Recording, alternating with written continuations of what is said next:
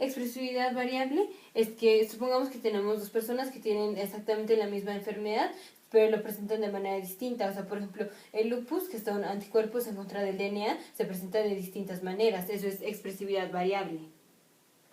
Penetrancia incompleta es, por ejemplo, en las enfermedades autosómicas dominantes. Se supone que en cada generación debe aparecer un familiar, cuando menos, con la enfermedad, pero si en una generación la persona tiene el gen mutado, o sea, nada más se necesita un gen que esté mutado para que tenga la enfermedad, y no expresó la enfermedad, o sea, el fenotipo es un fenotipo normal, entonces se le llama penetrancia incompleta. Si fuera penetrancia completa, sería 1, o sea, igual que en la probabilidad va desde 0 hasta 1, aquí la penetrancia va desde 0 hasta 1. Pleiotropía es que nada más, por ejemplo, una mutación en un gen, aunque sea solo una, eso puede afectar a varios órganos. O sea, nada más un cambio solo en un gen va a afectar a muchísimos órganos. O sea, todo va a estar afectado, aunque nada más hubo una mutación. Eso es pleiotropía. Heteroplasmia se refiere a las enfermedades de mitocondrias. Recordemos que el genoma de las mitocondrias se hereda de las madres. Ahora, dentro de una célula hay diferentes poblaciones de mitocondrias, unas con el gen mutado y otras con el gen no mutado.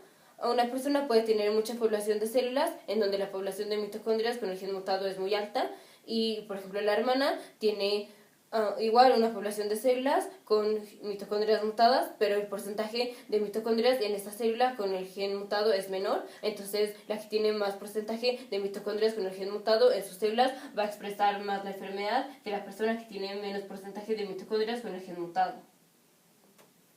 El mosaicismo es cuando se tienen dos poblaciones de células, o sea, como dos tipos de genoma. Supongamos que está el cigoto, o sea, el cigoto viene de un cromosoma del padre y un cromosoma de la madre. Supongamos que no hay ninguna mutación, entonces todas las células que deriven del cigoto van a tener exactamente el mismo genoma. Ya depende de qué genes estén activados y qué genes estén inactivados. Ya esto depende de qué tipo de células sea. Pero todas las células, todos los tipos de células tienen el mismo genoma. Ahora supongamos que hay una mutación en el cigoto, o sea, en la primera célula del embrión. Todas las células que de ahí deriven van a tener igual el mismo genoma, solo que va a estar mutado. Ahora supongamos que tenemos una mutación después del cigoto, entonces hasta que tenemos el cigoto, todas las células se iban dividiendo y van teniendo el mismo genoma. Hasta que hay una célula que tiene una mutación, entonces las células que deriven de esa célula que tiene la mutación van a tener el genoma mutado. Entonces ya tenemos dos subpoblaciones de genoma. Uno, el que vino del cigoto que está normal, y otra que, o sea, igual vino del cigoto, pero luego hubo una mutación. Y las células que de ahí deriven van a tener este nuevo genoma mutado. Entonces hay dos subpoblaciones de células, las que tienen el genoma normal y las que tienen el genoma mutado. Pérdida de heterogeneidad es enfermedades autosómicas dominantes, pero en estricto sentido son autosómicas recesivas. Por ejemplo, cuando está mutado el gen del retinoblastoma, esta se dice que es una enfermedad autosómica dominante, pero en realidad es autosómica recesiva porque se necesitan que los dos genes estén mutados para que tenga, en este caso sería el cáncer del retinoblastoma. En estas enfermedades dicen que es autosómica dominante porque como el padre tiene la enfermedad, entonces le pasa al hijo un gen mutado y nada más se necesita que el otro gen mute, o sea, ahí nada más se necesitaría una mutación para que el hijo tenga la enfermedad. Por eso dicen que es autosómica dominante. Pero en estricto sentido es autosómica recesiva porque necesitamos que los dos genes estén mutados, nada más que uno ya estuvo mutado desde el nacimiento. Ahora, cuando el gen no mutado muta, es la pérdida de heterogeneidad, porque antes era heterogéneo porque tenía un gen no mutado y un gen mutado. Ahora, cuando pierde la heterogeneidad, tiene los dos genes mutados, entonces queda como homogéneo para el gen mutado. Anticipación es cuando una enfermedad se presenta a una temprana edad en el hijo, que por ejemplo en el padre. Esto es cuando la enfermedad está dada por tripletes de repetición, o sea que un codón aparece varias veces en el genoma. Supongamos que, por ejemplo, un padre tiene 50 copias de un codón y presenta la enfermedad a los 60 años.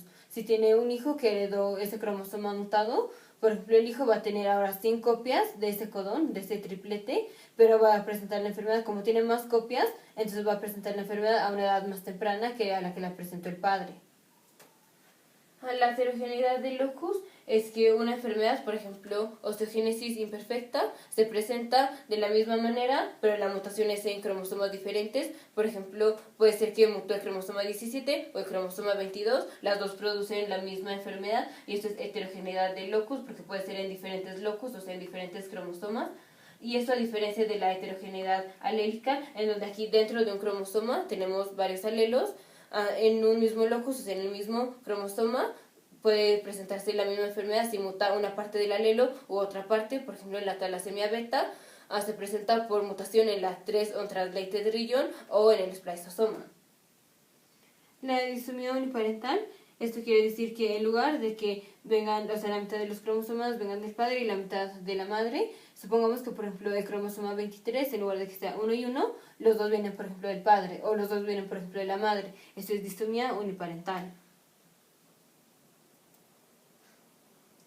Las enfermedades autosómicas dominantes es en la que nada más se necesita que un gen esté mutado para que la persona exprese la enfermedad. Aquí, esta persona tiene un gen mutado y es, o como es autosómica dominante, entonces tiene la enfermedad. Aquí no le pasó el gen mutado a esta, porque, bueno, si el padre es completamente normal, entonces lo que él haga no le va a afectar a la hija. Y aquí, si la madre le pasa el gen mutado, va a estar enfermo. Y si no le pasa el gen mutado, va a estar sano. Entonces, aquí, esta que está sana no tuvo el gen mutado, y este que está enfermo sí tuvo el gen mutado. Esta hija que tuvo la enfermedad, entonces heredó el gen mutado. Aquí la prevalencia de la enfermedad autosómica dominante va a ser igual a la prevalencia del portador, porque nada más se necesita que un gen esté mutado para que tenga la enfermedad. Y las enfermedades autosómicas dominantes en general aparecen en cada una de las generaciones. Estos son ejemplos de las enfermedades autosómicas dominantes. Ahora, cuando es autosómico recesivo, esto es cuando se necesita que los dos genes, o sea, que los dos cromosomas estén mutados para que se presente la enfermedad. Entonces, aquí no sabemos si los padres son totalmente sanos, o sea, que tengan cada uno sus dos cromosomas normales, o los tienen, o sea, son portadores, dado que tienen una hija que tiene la enfermedad autosómica recesiva. Entonces ya sabemos que los padres son portadores, porque si esta tuvo la enfermedad, tuvo que heredar una copia mutada de cada uno para que tenga la enfermedad, porque tiene que tener las dos copias mutadas, porque es una enfermedad autosómica recesiva. Ahora, en las autosómicas recesivas, en general, la enfermedad no se presenta en cada generación.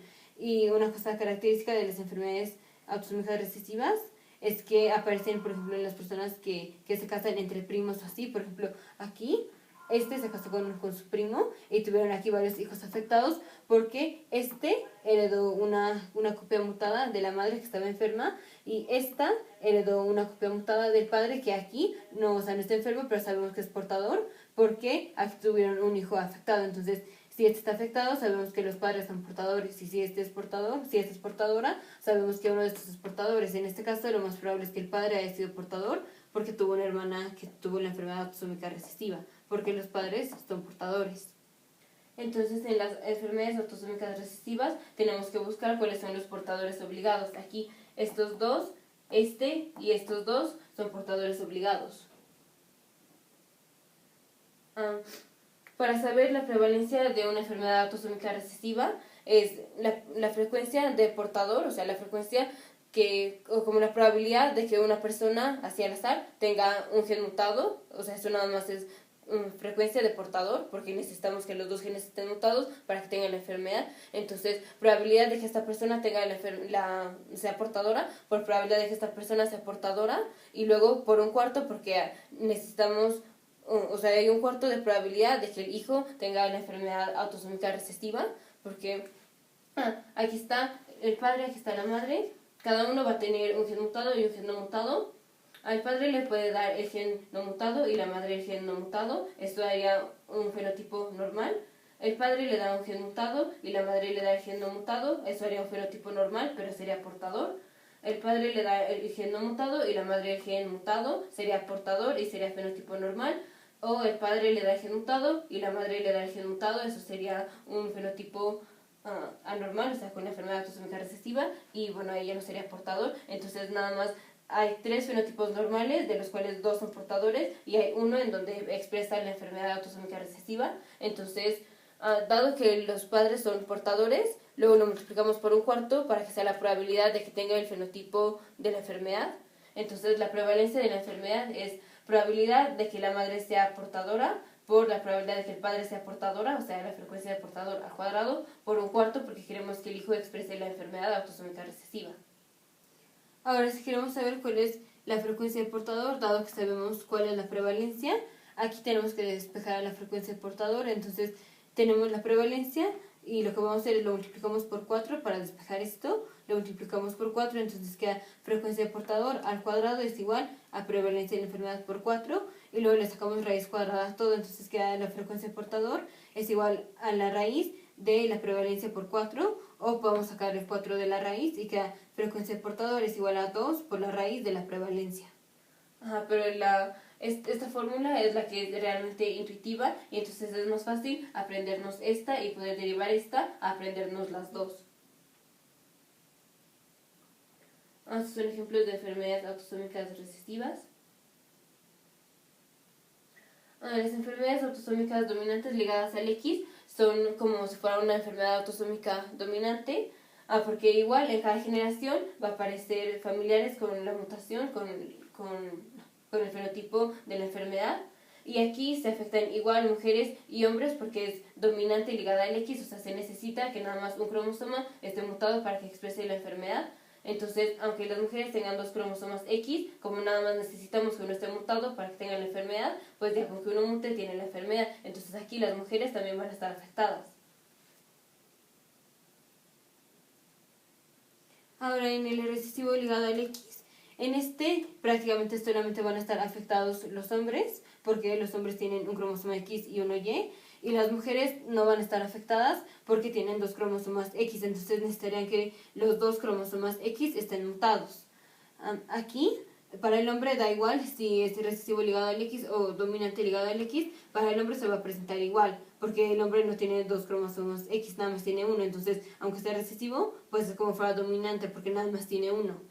Y las mujeres, la única excepción en donde van a presentar una enfermedad recesiva ligada al X es que la madre tenga la enfermedad, o bueno, que sea portadora, que sea portadora de la enfermedad, o sea, que tenga uno de los cromosomas mutados y que el padre tenga la enfermedad. O sea, esto quiere decir que su cromosoma X está mutado y la hija tendrá que heredar el cromosoma X del padre, que eso obviamente lo va a heredar, y tiene que heredar de la madre el cromosoma mutado para que entonces la hija salga con una enfermedad recesiva ligada al X. Pero eso es muy raro, entonces prácticamente en las enfermedades recesivas ligadas al X, los hombres van a ser los que estén afectados y las mujeres nada más van a ser portadoras, o sea, pueden estar sanas o pueden ser portadoras, o sea, no van a manifestar la enfermedad, pero tienen un cromosoma mutado, son portadoras. Ahora aquí hay que encontrar cuáles son las mujeres obligadas portadoras. Aquí sabemos que el hijo tuvo la enfermedad y como es ligada al X, definitivamente lo tuvo que heredar de la madre, entonces ella tuvo que haber sido portadora. Como ella es portadora, entonces uno de los padres tuvo que haber sido portador, pero si hubiera sido el padre hubiera expresado la enfermedad, entonces tiene que ser la madre, entonces ellas dos son portadoras obligadas. Y aquí igual, si el padre hubiera sido el portador, tendría la enfermedad, pero como no está expresando la enfermedad, entonces la madre tiene que ser la portadora. Entonces estas tres mujeres son portadoras obligadas. Ahora, una mujer que es portadora, si el hijo es hombre, tiene un medio de probabilidad de que el hijo tenga la enfermedad, o sea, ahí depende de que si le da el cromosoma mutado o no. Y si la hija es mujer, la hija definitivamente va a tener un fenotipo normal, entonces nada más es un medio de probabilidad de que sea portadora y un medio de probabilidad de que sea no portadora, pero en los dos casos la hija va a tener un fenotipo normal.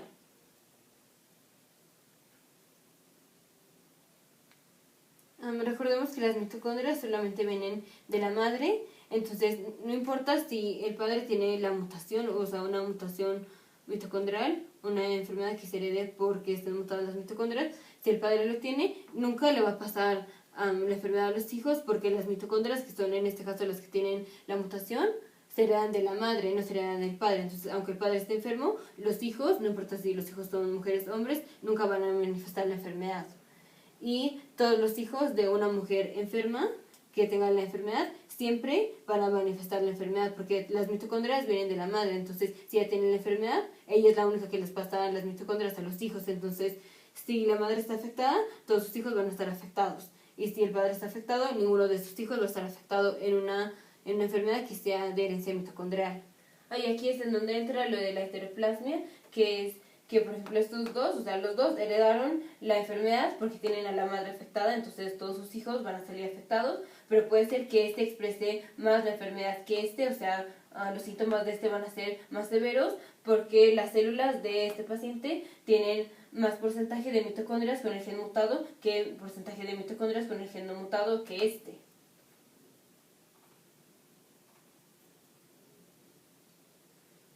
La improntación es una inactivación, o sea, esto es normal.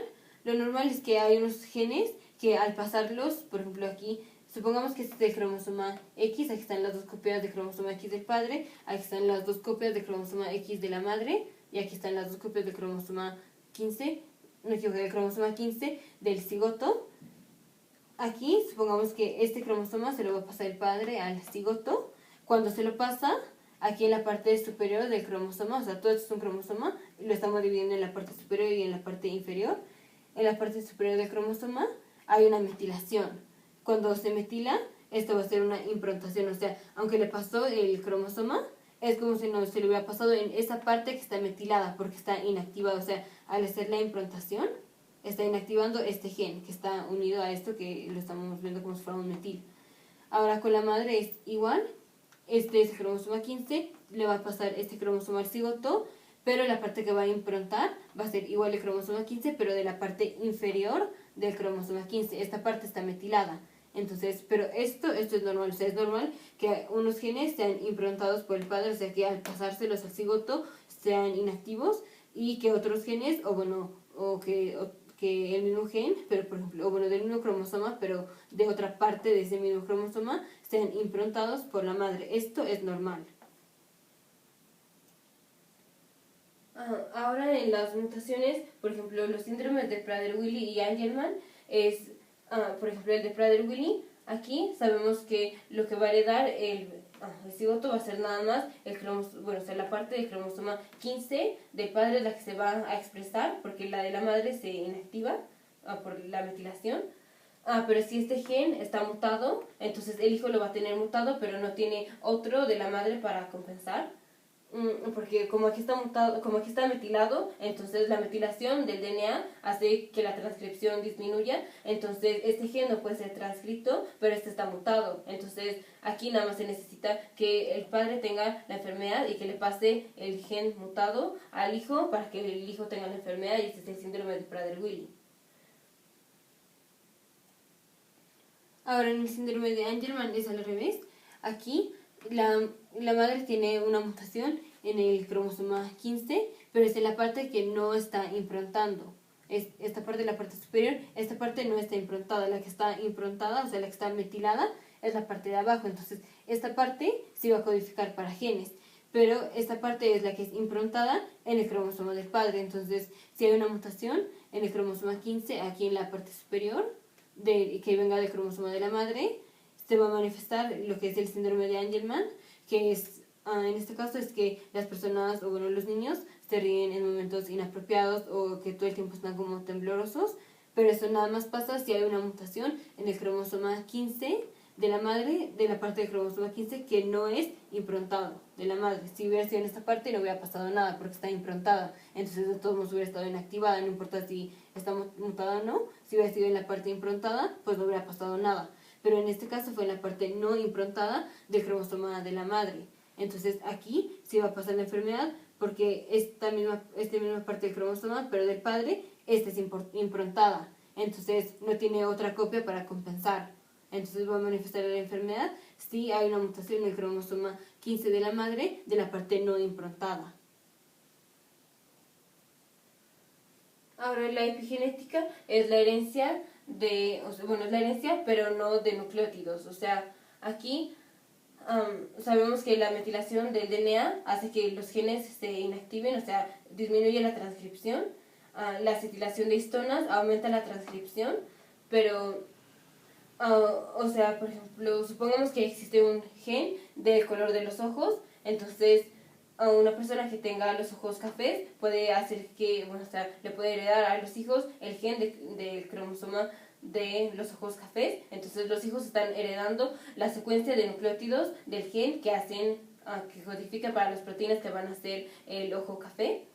Pero ahora, por ejemplo, el gen del grosor del pelo, entonces ese es un gen que, o sea, para un cabello grueso y un cabello delgado, supongamos, la secuencia de nucleótidos es exactamente la misma, pero nada más depende de que si hay una metilación en el DNA. Si hay metilación, el gen va a ser, o sea, cuando se transcriba, va a ser proteínas que hagan que el cabello esté grueso, y si no tiene la metilación, entonces cuando esos nucleótidos se transcriban, como no está la metilación, entonces va a ser que las proteínas de este cromosoma expresen un fenotipo con el cabello delgado. Entonces aquí la secuencia de bases no está cambiando, lo único que cambia es la metilación, que hace que sea más fácil que se transcriba un gen o que no se transcriba, o la acetilación de histonas. Si se acetilan las histonas, aumenta la transcripción de genes porque se separan del DNA, y entonces hace más fácil que se transcriban los genes. O sea, la activación de genes o la inactivación depende también de que si el DNA está metilado, que si las histonas están acetiladas. Entonces, por ejemplo, podemos tener una célula que tenga todas las histonas, por ejemplo, todas las histonas están acetiladas, y esto se va a heredar por las células hijas, pero es una herencia que no cambió la secuencia de nucleótidos. O sea, la secuencia de nucleótidos del DNA es exactamente la misma. Lo que se heredó fue la acetilación de las histonas. Entonces, es una herencia, pero no depende de la secuencia de nucleótidos. La secuencia de nucleótidos no está cambiada. Este video fue grabado en la Embajada de la República de Turquía.